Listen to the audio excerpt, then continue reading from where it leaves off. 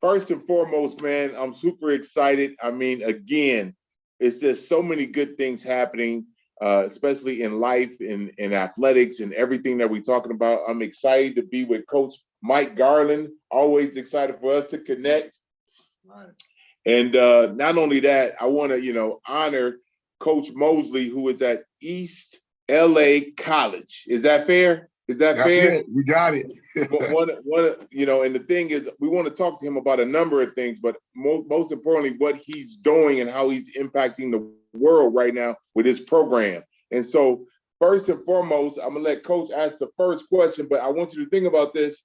Tell us a little bit about your history before we get going. Yeah, you know what? I grew up in LA, South Central. It sounds cliche, but that's where I grew up and went to, inner city high school, public high school, and just kind of grew up in that environment. I was fortunate though, I had, some good parents, but in the midst of that, man, I just seen it all. I seen some of everything, man. I don't boast of anything negative, but the drive-bys, I'm watching friends get shot, and I'm sitting on my porch and he getting shot on his porch. And I'm like, oh man, Junior got shot, so right. we in the middle of that, but out of that, I was able to come out of that and myself went to junior college and then moved on to a 4-year and got a chance to play a little bit professionally and, actually went to a private Christian college. And so there's some things there where some seeds was planted and I grew in my faith. And so just bringing that all together, I went back and coached with my college coach and mentor and bringing that all, back together. I kind of, it's all mixed up, man. It's ministry, it's basketball, it's passion, it's being an underdog because I wasn't I wasn't the 5-star, so I went to a small NAI, college. So I got some underdog. I got, there's that faith in there, and I had some decent parenting. And just like any of these other young men that I got a chance to impact or be a part of their lives, there's some highs and lows in life that I went through, and there's some mistakes I made. And so I'm at this point where, I'm passionately trying to help these young men not make the same mistake. And here at the community college, I teach. I'm a professor. So everybody's wondering, that's how I get paid. So I have to come and teach every day. It's like, because I'm at the community college, teach every day, a full load, and then I get a chance to go coach. So it's like 2 full-time jobs. Absolutely. And I'm doing that. But I was at the Division I level as an assistant coach at the 4-year level for 15 years. But now, started this at the junior college. I thought it was just going to be a quick stop, but, it turned into something longer than that and actually keeps me at home where I can be with my family and kind of impact lives. And I think right now, I'm here for the long haul. Coach, give us some idea and more or less explain or give our audience a picture of what you have in mind in terms of when you are saying last chance you. Yeah. Me. Yeah. Well, you know what? Especially with basketball, but in life, period, there's a lot of talented people out there. And so there's this element of competition, and we got it a lot in America, man. We probably one of the most competitive countries, but you don't get many opportunities. And when you get those opportunities, man, you got to take full advantage, and you got to have an urgency. And I talked about, I think in one of the shows, you got to be desperate, man, to grab a hold of those opportunities. And I think it's no fault of us parents, but, my dad made me think I was the greatest thing on earth. He was like, man, you're going to be special. You're going to do this. You're going to do that. And we get people like that when we're young. And there's nothing wrong with that, to pour that into our lives. But, when we get out there and we start hitting 20s, mid-20s, we start to see there's other people that look like us that are as talented, or there's people not giving us opportunities or taking away opportunities. And so when you have this small window of opportunity, we got to take advantage, man. And sometimes we think more opportunities are going to come up. And that's just for those who have positive influences in their life, let alone the ones who have been negatively impacted and they don't see any hope. But everybody's going to get an opportunity. So the ones that don't see hope, the ones that don't see this, the opportunities, if you really see a inch of daylight, then you got to take that window and you got to pursue it. And so it's kind of like, every chance you get might be your last chance. And so, you want to pursue it with all you got. And I like to tell my guys, we in practice. I tell my guys every year the one story about the young man who we in practice. It's like early, it might be like November during the season. And we say, he came down and he threw a bad pass in practice. And I just went ballistic. I was just going crazy. Like, bro, what are you doing? That's a bad pass. Come to a jump stop, snap the pass, follow through. He was like, coach, it's just one pass. And then not only did I go ballistic, I said one pass. Right. I said, bro, that could be the pass that changes your life. Right.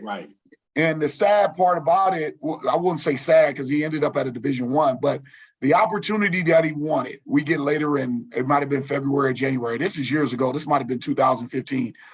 He came in the game in just the same way. He had this blasé attitude. He threw the same soft, bad pass, and it was catastrophic to that specific game. And it created a domino effect, and it created a sense of, that's not a guy we really interested in, the way he carried himself even with the pass. And, I didn't get on him after that because he knew. He ended up going to play Division I, but, it was a Pac-12 opportunity, and then he eventually dropped to it was still a good league. He went and played in Conference USA, but it was a Pac-12 opportunity there, and it was just multiple mistakes, and then it was just like that one pass. Yeah, that one pass can change your life. So when you talk about last chance, man, having an urgency with everything they do, if you can get an A, get it with A. Coach, I got to be in the class. I'm straight. If we get an A, right. Coach, I'm straight. I'm passing. Well, don't just pass. Get a B. Because you never know what's following behind that. So you gotta take everything. If you got a window, man, go ahead and take it and knock it out the park. So first and foremost, I'm listening and I'm getting inspired by what you're sharing because it's so powerful in what you're doing right now, man. And it pops into my mind. You're providing hope, inspiration, and you're challenging your guys to be their best. Is that fair? That's fair. Yeah. Yeah. No. And so my question is you're doing that, and you have another job being a professor as well. So you making it happen. And so that says a lot about your time management, and you're probably being an example to all those guys. Can you talk about that for a second? Because I think it's important what you're doing, because you're kind of setting the model for the future. Yeah. Well, believe it or not, man, they can put on this front all they want, but they watching this, man. Yeah. These young men and young Black men can act like they cool. They can act like they got it all figured out. But at the end of the day, they watching us and they're watching our examples. And even I've gotten that earlier in my, I would set a good example just because of my faith. I would want to have this example of showing my faith, example of showing good family, example of showing I'm showing up every day with energy and working hard. And I was kind of just doing that for me. But at the end of the day, when you start to see those guys move on and they come back and they share stories about myself, they share stories about the program and what they learned from me, they're sharing the example that they saw. It's like I saw Coach Mosely come with energy every day. Man, Coach Mosely got a great family and his wife and his kids. Coach Mosely is his family. Coach Mosely goes to church every Sunday. He makes sure he's going, and so I'm thinking, I'm like, man, they really are watching me. After they get older and they mature, they're coming back and sharing stories about the example that I set or the things that I did. And that's a big responsibility, man. It's a big responsibility because I've seen some examples from us coaches. There's coaches that are out there reckless. And you came back from the Final Four, and I don't visit the Final Four as much. I'm a little jealous because you mentioned the BCA, man, which those are friends of mine, and we got a chance to fellowship there. But you know, a lot of my experiences are, it's a lot of reckless coaches, and they still living, they living their best life better than the players. You know, they out there wilding out, and so it's not an example. And then they come back in the gym and they're coming at the players like, you got to jump stop, you got to this and that.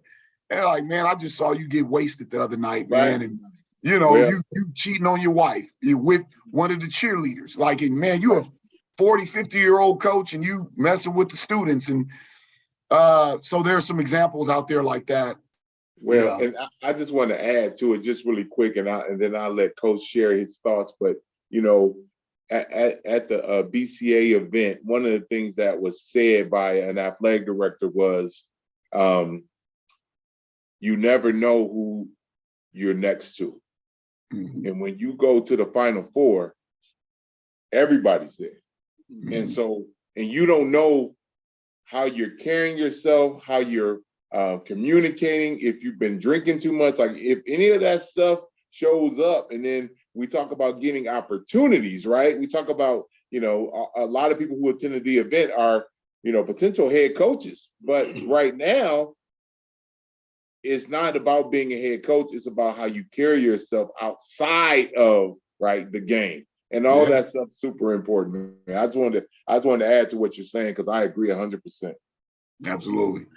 Well, Coach, a lot of what you're talking about is what I call intangible winning traits, whether those traits be winning traits in the game of life or whether those traits be winning traits in the game of basketball. And they're significant to one another, because a lot of times, and you've been in the game a long time, you know for a fact, you had mentioned about a young man getting a A, but he's satisfied with a B. Well, you know, that's not an intangible winning trait. That's not what gets you to that highest level of achievement that you want to attain. So you have to live your life in a way that dictates you being able to take advantage of your talent and being able to achieve that level. And without intangible winning traits, and we're talking about outside talent alone, we're really not talking about, I'll use Draymond because I coach Draymond. He doesn't make $100 million because he's shooting jump shots. He don't shoot them well. He doesn't make $100 million because he's the best player on the floor offensively. He does a myriad of things. But what everybody in the NBA want him for, every team would take him, is the intangible winning traits of leadership, of self-discipline, controlling their locker room, or I shouldn't use the word controlling, but saying, hey, when we're in this locker room, we're like a family. And all of those things add up to winning. And that, you know, everybody can talk about Steph, they can talk about Clay, they can talk about all those guys. There is no question that without him, they don't achieve what they've achieved. And, you know, I've talked to Steve Kerr, and without him, they're just average of the road team. They can't win without him, you know, and it showed itself a few times when he was injured. But, you know, Coach, I love what you're doing. I really do. I was a high school coach for 16 years.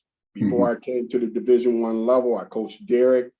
And I mean, sometimes when you have time, he'll tell you about the old red station wagon, the whole deal, man. Yes, you sir. know, and when guys, you know, they would fall out with their parents, you know, they had to come and live at my house. And I see that in you. And I just, man, oh, wow. My heart is, Coach, just please keep it up. I know it gets rough because I've been there now. I've been there. I know that. Well, it ain't easy. It ain't easy. And dealing with the personalities, but to push them to get young men to where, you know, like everybody see, like you said, we see Draymond Green, he's in the NBA, is great, but I'm pretty sure there was some challenges there get them there. When you see the jewels and the diamonds that's in all of them, and at that moment, you're like, man, I don't know if I could make it happen for this kid every single time. But I'm saying there's no way that I can leave this kid behind and not push him out the door and get him. Because a lot of times, man, when they see it, when they get enlightened, when they get away from, when they get away from out of the environment that's kind of holding them back, and we get them out and they get enlightened, they get to the universities and they see the resources. They start to see that there's money in this, and they don't want to lose that. Then now we can kind of we can take the leash off and say, okay, go. You see what we were talking about.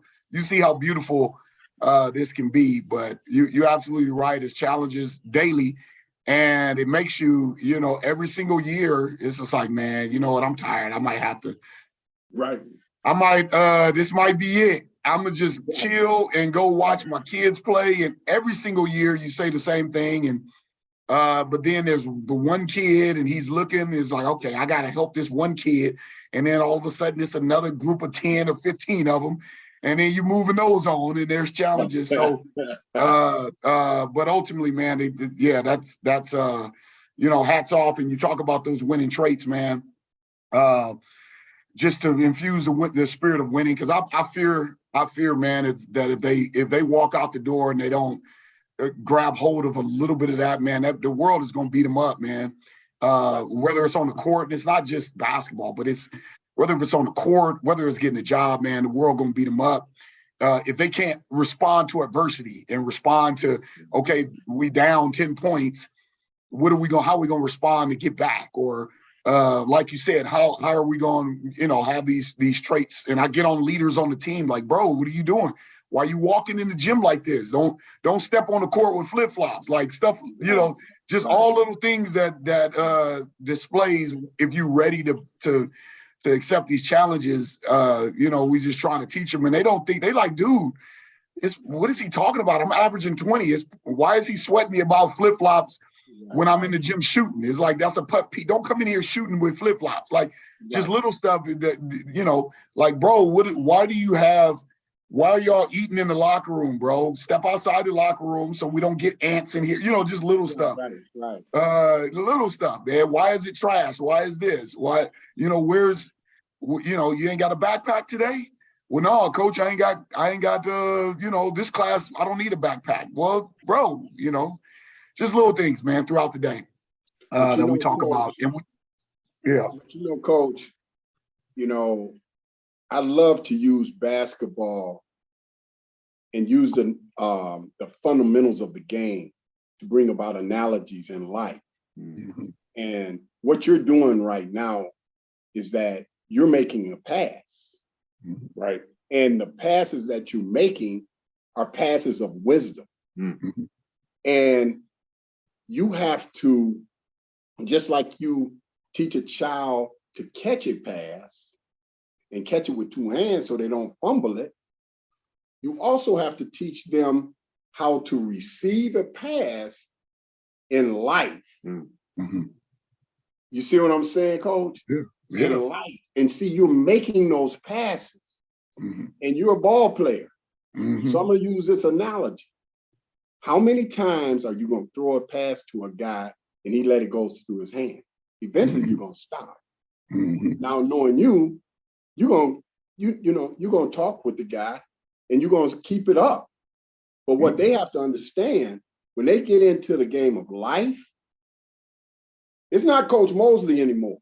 Mm-hmm. So if you fumble one pass, as you said earlier in the podcast, you fumble one pass, it could determine your future for the rest of your life. Mm-hmm. So when Coach Mosely is making those passes of wisdom, you better be sure to catch them. Yes, sir.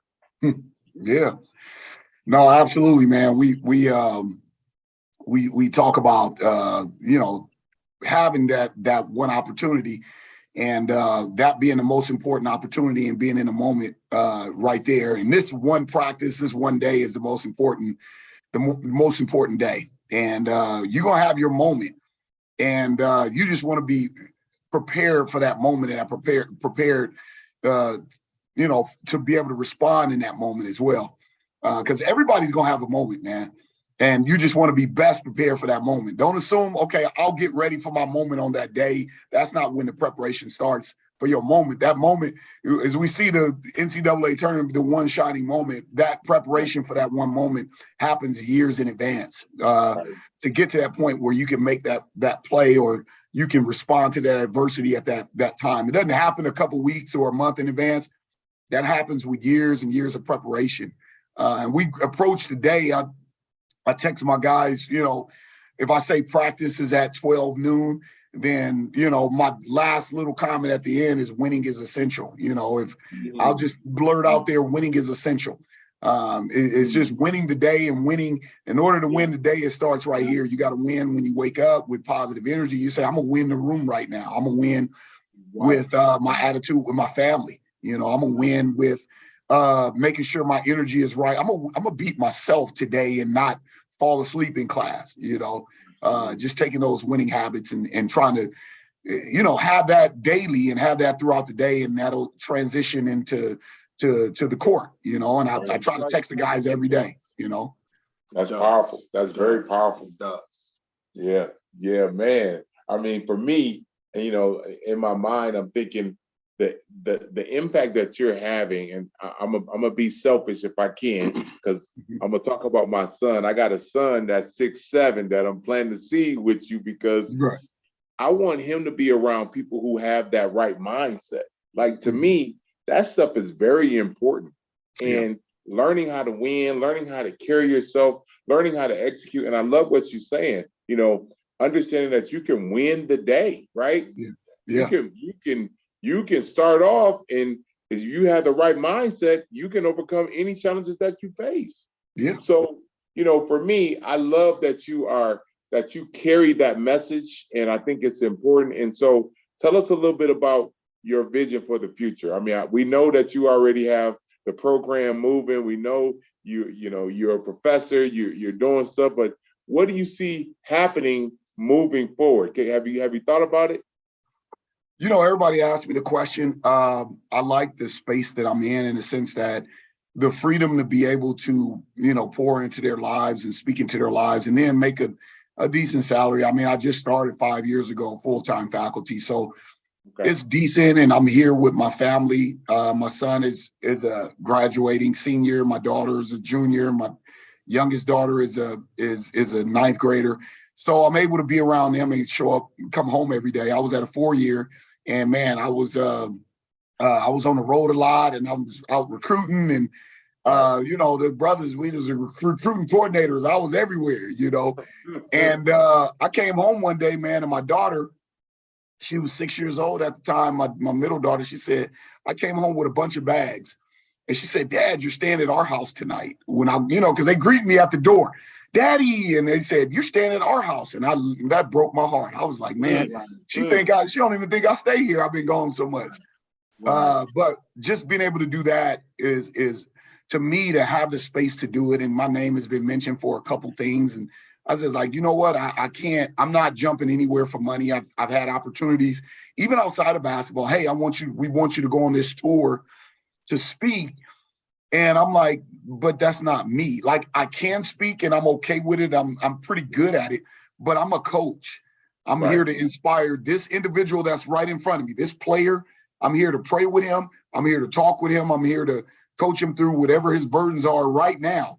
I'm not there to go around and speak and collect money and speak to a bunch of people and inspire people just for those 5 or 10 minutes that I'm speaking to them. And then I fly somewhere else and I inspire. Like, no, man, I'm someone who needs to tear down and build up a young man. And that takes a year or two to do, but just for me to fly around and make a bunch of money and speak to people and inspire people for that half an hour, and they say, hey, great job, and then do a book signing, is like, bro, that's not me. Yeah, I can make a bunch of money, but that's me. And it's the same at the university level. If I can't do what I'm doing, if I'm so consumed with winning, because at the university, you got to win. If you don't win, you done. And now I'm worried about feeding my family because I only got a 4-year contract, and I'm worried about winning. You lose the authenticity of really speaking into these young men's lives. So I'm here they really could care less if we win or lose here. You know, they got excited because we were on the show and the school got That's some good. recognition. Right. But here at the junior college, they could care less because this is community college where it's just academic driven. It's more vocational jobs. You know, they're Sure. looking to bring, you know, community students in and then send them out on the job. They really don't really pour into, and it's, you know, no knock on them. They just don't pour into athletics here. That's just me and a couple of us coaches taking on the challenge of trying to win Sure. in the midst of these vocational schools and these community schools. And we've done that, and it brought some attention to the school. So wherever I can do that, I if someone wants to, you know, pitch that I can do it at a higher level, then I'll do it. But I need the space where we can win and I can have the time to pour into the young men's lives at a higher level. But this level is a level where at the high school level, if I did that, you know, you got too many parents, it's AAU, it's too many people involved in those kids if they good players. Sure. They got their hands on them to that turns into a, you know, a spectacle. And then at the highest level, it's about you got to win or you're getting fired and I can't feed my family. Well, at this level, I got a bunch of young men that nobody want to deal with, you know, in some cases. There's not many handlers on them because they lost, they don't have the empowerment that they have in terms of financial empowerment that these young kids have, the social media empowerment. We're the only school, probably junior college in the country that has this social media following that, you know, so it's rare. And that'll go away in a couple of years. So the kids don't really, there's no empowerment like it is at the high school level or at the college level. And this middle ground right here, these are some lost kids trying to get to the university level or trying to recover from not having a good high school career or something falling off at high school. So, you know, I'm straight hands-on, and there's not many things that can affect me saying, okay, let's get eye to eye and let's look, okay, this kid is going to stop, look me in the eye and say, coach, I need your help. You know, without saying it, I'm looking at it with their whole body. So it may not sound correct to say that I have a little bit more leverage over these young men. I have a little bit more power over them to say, okay, stop, take a jump stop, respond this way, change your behavior, do this. And I'm able to impact a little bit more than I probably would be at the high, you know, at the high level high schools. Man, those kids are stars now. And then at the universities, you could speak into those kids' life, but man, I'll be so consumed with winning, going to get players, and the authenticity of that, it just kind of goes out the window. Right. And there's some coaches that are doing that. They're doing that at that level. No knock to any four-year coaches, and I know they are impacting lives, and we see stories that they are. But for me, I don't know if I can do it like I'm doing it here and be able to plant seeds of faith and do all that. So I don't know if the same opportunity that I have here presents itself, where I can, you know, help people and pour into their lives and still make money doing it, then yeah, we'll make that move. Okay.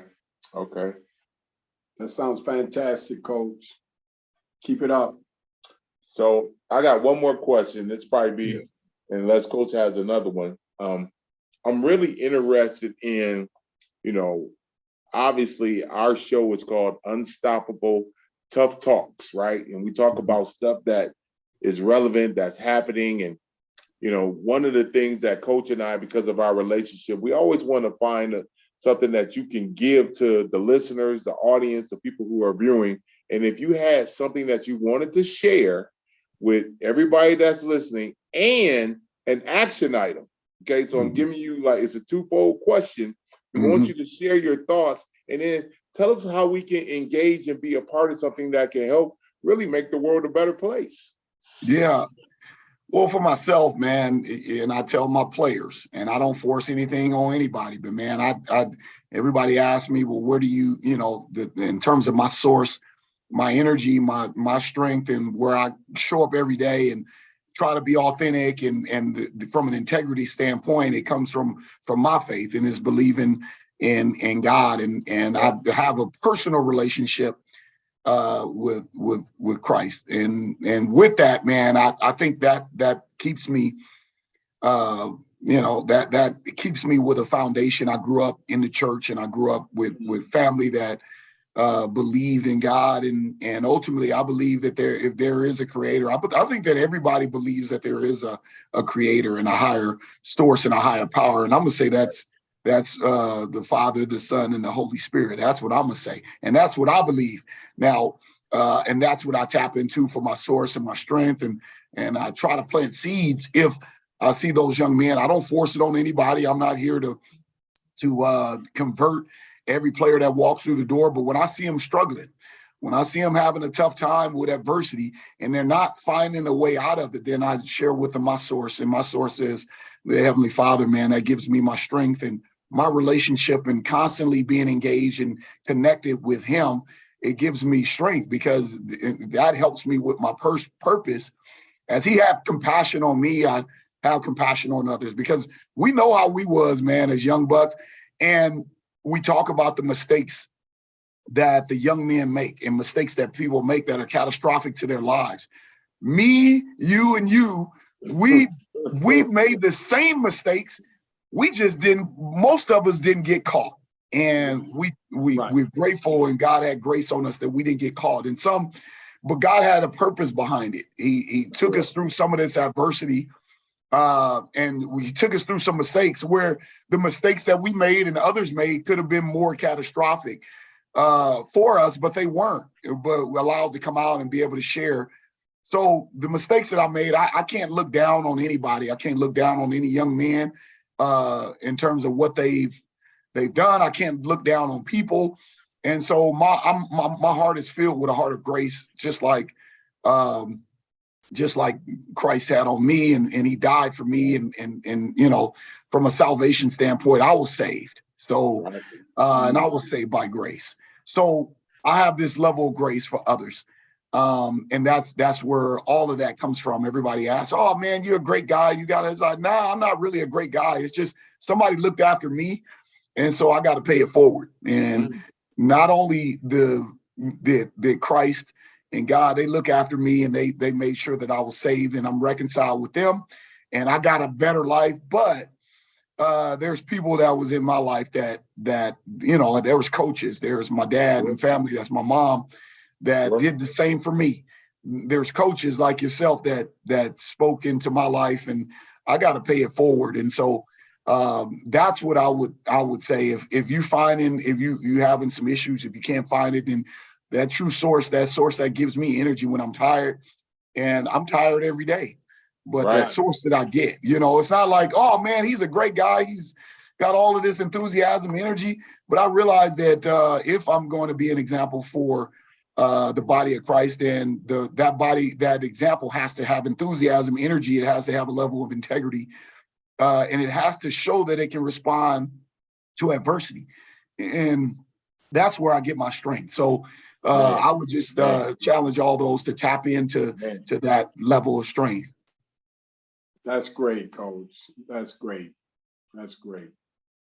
Well, I mean, there's nothing else to say other than that, to be totally honest. I mean, I appreciate, obviously, us having you as a guest. We appreciate everything that you're doing. We appreciate more than anything you sharing a little bit about your faith. I think that is super important. And on the other side of that, we want to continue to honor what you're doing at Last Chance U, right? That's a big deal too. So continue to have success. We appreciate you taking time. You have any questions for him, Coach? No, I don't. It's been a pleasure.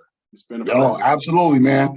And I shout out the Michigan State hat, because Magic, we talk about throwing that pass. Magic was my favorite player. So Michael Jordan might have been the guy I idolized the most, because he was I consider him the GOAT, Michael Jordan, but Magic was my inspiration, and the spirit in which I played was Magic Johnson. Like you said, coming down diamond, I averaged 11 assists. So I was trying to be Magic in my day, watching the Showtime Lakers in the 80s. And they even had a nickname for me. They would call me Magic John.